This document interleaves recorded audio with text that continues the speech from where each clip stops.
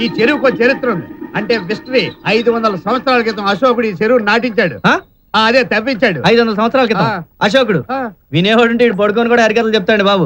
అందుకేనండి మీరు చదువుకునేవాడండి మహాశిరకు. మీరే బెటర్. 500 1500 అది కాదండి పాయింట్. ఈ జలాశయం ఏంటి, దాని గొప్పతనం ఏంటి, దాని చరిత్ర ఏంటి, అది పాయింట్. ఇంతకీ ఆ పాయింట్ ఏంటో చెప్పాడు. విప్ప నోరిపిన మంచి పాయింట్ అడిగారు వేస్తారు. విప్పనిస్తేగా. ఒకప్పుడు దక్షిణ భారతదేశంలో దరిద్రమైన కరువు వచ్చింది. ఈ ఊళ్ళో తప్ప అన్నం ఎక్కడా దొరికేది కాదు. అప్పుడు అశోకుడు ఈ చెరువు నిండా బియ్యం పోసి ఆ తూము నిండా కట్టెలు పెట్టి ఈ చెరువంతా అన్నం వండించి ఉత్తర భారతదేశంలో పంచిపెట్టాడు.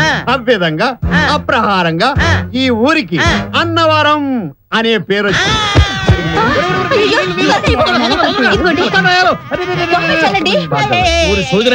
గిట్టుబాటు కాబట్టి అడిగి ₹1 తీసుకోవాలి కానీ ఇటువంటి పిచ్చి పిచ్చి కథలు చెప్తావా? ఒట్టు నాయలు వాడు సస్తే ఇంకా మిగిలింది కూడా మిగిలింది నీ రొయ్య